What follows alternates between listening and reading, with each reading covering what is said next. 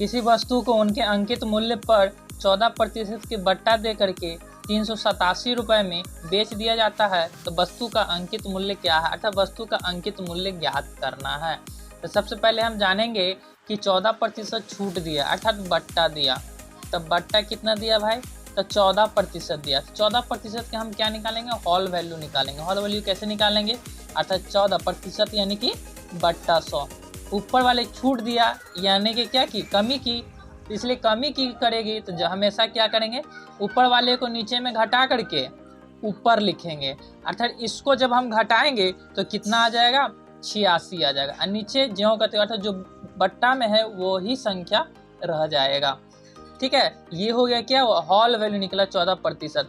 लेकिन क्या कहा कि 387 रुपये में बेच दिया, बेचने का मतलब क्या हो, विक्रय मूल्य। तब विक्रय मूल्य हमको दिया हुआ है, हमको निकालना है क्या, क्रय मूल्य अर्थात अंकित मूल्य निकाले कि कितना रुपया में वो खरीदा। तो अंकित मूल्य निकालने के लिए हम क्या करेंगे, 387 रुपये में, ठीक है, हॉल वैल्यू के क्या करेंगे, उल्टा गुना कर देंगे। उल्टा गुना कैसे करेंगे, 100 बट्टा क्या हो जाएगा, 86।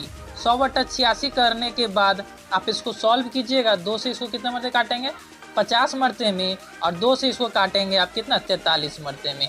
अब इसको अब 43 से ये इतना कितना मरते में कट जाएगा, 9 मरते में कट जाएगा।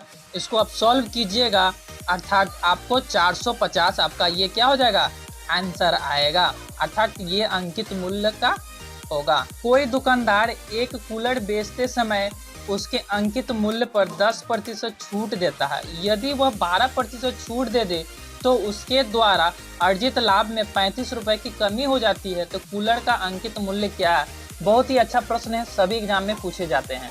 सबसे पहले हम जानेंगे क्या करेंगे, 10% को छूट देना था, लेकिन वो क्या किया, 12% के छूट दे दिया। जब 12% के जब छूट दे दिया तो कितना रुपया की कमी हो गई, 35 रुपये को उसको क्या हो गई, कमी हो गई। अर्थात तो कुल अंकित मूल्य क्या था, अंकित मूल्य क्या था कि वह उस पर 10% छूट देना था, लेकिन वो 2% और बढ़ाकर 12% छूट दे दिया। ठीक है, तो हम सबसे पहले हम क्या निकालेंगे, छूट में अंतर निकालेंगे, अर्थात छूट में अंतर, छूट में अंतर निकालेंगे। अर्थात 12% माइनस कितना हो जाएगा, 10%, अर्थात कितना, 2% क्या हो गई, अधिक छूट दिया। जब 2% अधिक छूट दिया तो वह 35 रुपये कमी हो जाती है। तो इसीलिए 2% बराबर क्या करेंगे, 35 रुपये करेंगे। इसीलिए क्या करेंगे, 100% कर देंगे। 100% क्या होता है, कुल मान निकलता है, अर्थात अंकित मान आपको ज्ञात हो जाएगा। इसीलिए हम क्या करेंगे, 35/2 गुने क्या करेंगे, 100 कर देंगे। इसको आप सॉल्व कीजिएगा तो आपका आंसर आ जाएगा 1750। ये आपका क्या हो जाएगा, आंसर हो जाएगा, ये अंकित मूल्य है। एक दुकानदार अपने माल को 15% बट्टे के साथ बेचता है और 629 रुपये विक्रय मूल्य वाली वस्तु का अंकित मूल्य क्या होगा। क्या किया, एक दुकानदार 15% को छूट देता है, तो कहता है कि अगर 629 रुपये विक्रय मूल्य है तो इसका अंकित मूल्य क्या होगा वो ज्ञात करना है। तो आप देख सकते हैं छूट कितना दिया, 15%, अर्थात 15% का हम क्या निकालेंगे, हॉल वैल्यू निकालेंगे। 15% का हॉल वैल्यू कितना हो जाएगा, 85 बट्टा कितना हो जाएगा, 100 हो जाएगा। ठीक है, लेकिन हमको क्या दिया, विक्रय मूल्य कितना दिया, 629 रुपये दिया। हमको विक्रय मूल्य मालूम है, लेकिन हमको अंकित मूल्य अर्थात शुरू वाला मूल्य हमको ज्ञात करना है। तो इसमें हम क्या करेंगे, इस हॉल वैल्यू का उल्टा गुना कर देंगे, अर्थात 100 बट्टा कितना, 85 से गुना कर देंगे तो क्या होगा, हमको अंकित मूल्य ज्ञात हो जाएगा। इसको सॉल्व कीजिएगा तो 740 रुपया आपका अंकित मूल्य होगा, ये आपका आंसर। एक वस्तु के अंकित मूल्य पर 12% के छूट देने के बाद वह 880 रुपये में बेची गई, उसका अंकित मूल्य क्या है। क्या क्या, अंकित मूल्य पर 12% के छूट देने के बाद वह कितना बेच दी गई, 880 रुपये में बेच दी गई। तो कहता है क्या, इसका अंकित मूल्य क्या है, अर्थात कितना रुपया पे छूट दिया गया वो ज्ञात करना है। अर्थात छूट कितना दिया गया, छूट दिया गया 12%।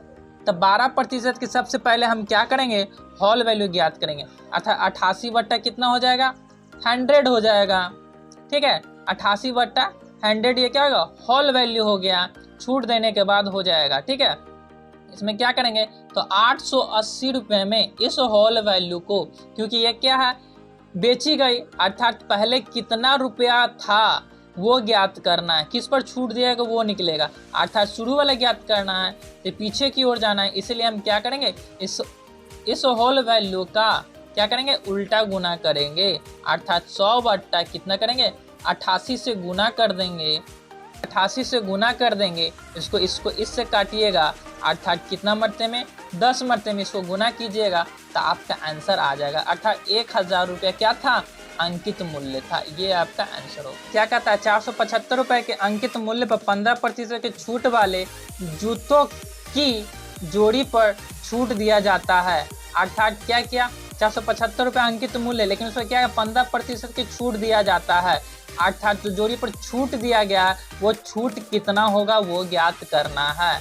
तो छूट ज्ञात करने के लिए हम देख सकते हैं 475 पर कितना दिया 15% का छूट दिया गया, अर्थात ये हमको पता चल जाएगा कितना रुपया का छूट दिएगा वो हमको ज्ञात करना है।